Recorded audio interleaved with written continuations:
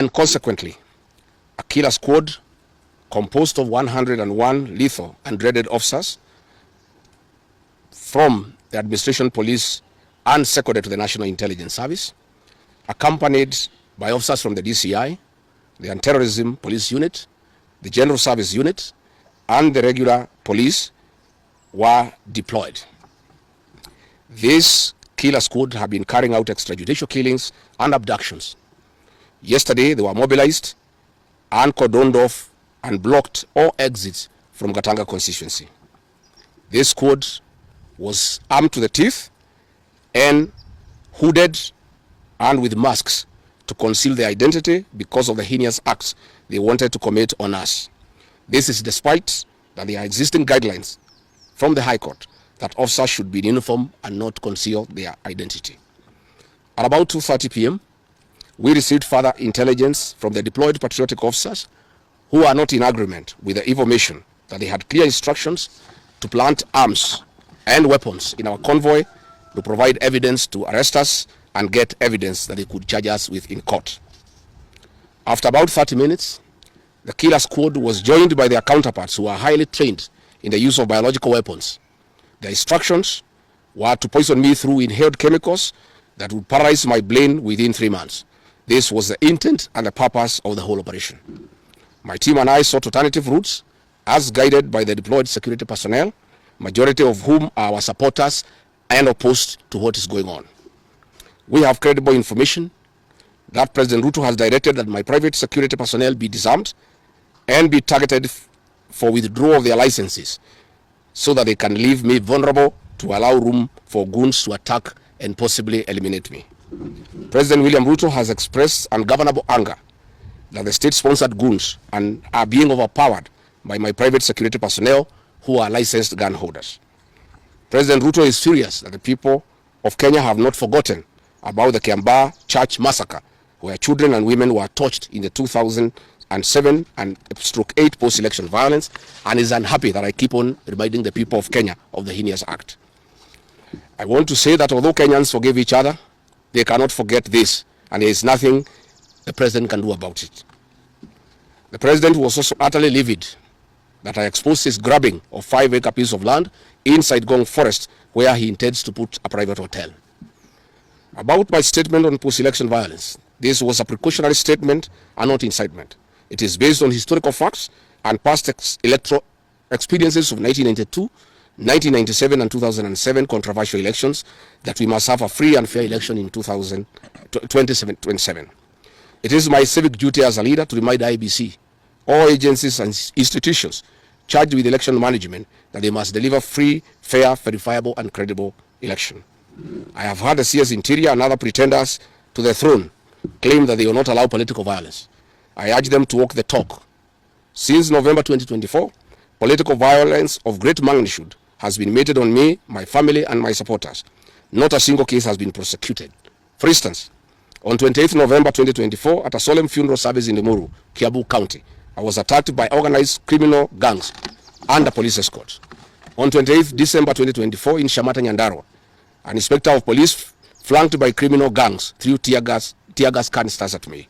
On 23rd March 2025, at ACK St. Peter's Cathedral in Nyeri, my convoy was attacked at a church compound by a non-criminal gang under police escort.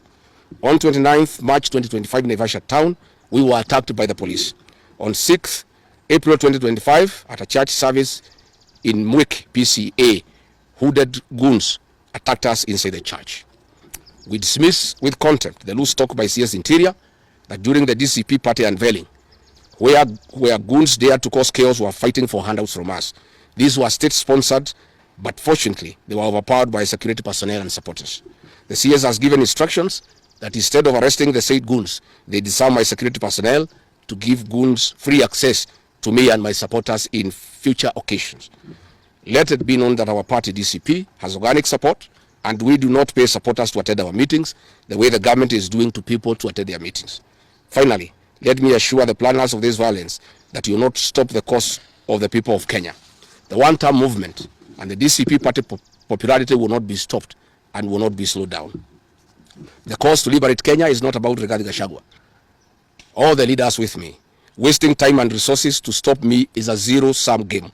The people of the Republic of Kenya have said that lies must stop, roads must be built, corruption must stop, abductions and extrajudicial killings must stop, education and health systems must work. They are some of the things that are making the people of Kenya restless. We are putting our supporters on high alert that they have the right to express their frustrations if injustice is meted on us. My supporters and I will not be cowed or intimidated by the use of the criminal justice system to manage politics. The drama of waylaying us on roads should be stopped. If the government knows that I have committed a crime known under the laws of Kenya and identified in the penal code, they know all my homes. And I'm here. They know my Wamanyoro home. They don't need to waylay me on the road. Let them just come here, and if we have committed a crime, they can come and arrest me and take whatever action that they want to take. That is the end of the statement. I have not been summoned by anybody, and I'm waiting if there is any summon. What happened is that they wanted to plant weapons in my convoy, and they wanted to use chemicals so that they can paralyze our brain the way they did to Kenneth Matiba. And that is why we had to take an escape, an alternative route to get here. I would have wished they came here instead of wailing us on the road and using those dreaded criminals who are responsible for abductions and extrajudicial killings. And that squad works under the Director General of the National Intelligence Service. It's 101 officers who are recruited from the administration police, and they have been given special training by the National Intelligence Service, and they are responsible for the abductions and extrajudicial killings. And that is the squad that had been planned yesterday and mobilized so that they can incapacitate me and my people. These are the same people who want to kill me. How do you report to the people who are planning to poison your mind so that the brain can be paralyzed and then you become a vegetable?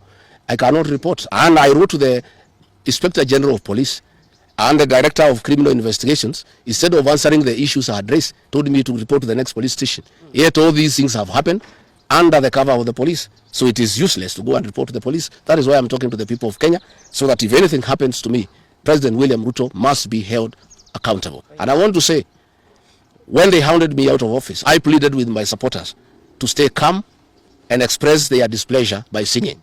That is no longer going to be the case. And my supporters have blamed me for not allowing them to stand up to intimidation and the wrong things that are being done against their leaders. Therefore, our supporters are on high alert, and they will be part of the leadership and ourselves who will be resisting impunity and intimidation by William Ruto and the government. I didn't say I was misquoted. I said the interpretation is wrong. People are not interpreting what I said correctly. Mine is a cautionary statement. And history is very important. During the finance bill of 2024, I did caution President William Ruto and the cabinet that it will bring problems because I listened to the people of Kenya. When a member of parliament from Rift Valley says that even if the votes are not enough, they will know how to manufacture them. When another leader from Rift Valley say they can rule for 24 years. These are the things that have put the people of Kenya on notice, and people are speaking. And as a responsible leader, I must caution IBC that the people of Kenya are saying, please don't try. And we are saying we must draw parallels from history. And all I was saying is that that has happened before in 2007, and it is possible it can happen now. And I was asking IBC to be patriotic enough to make sure they don't put the country into a crisis. That is all I did. I did not ask anybody to cause violence. I did not say people will fight each other. I just said, let's be careful. This has happened before, and it was bad. And from the way people are speaking, it could be worse. That is what I said. No, I am a licensed firearm holder. I've been licensed as a firearm holder from 1995. Officers who helped me are licensed firearm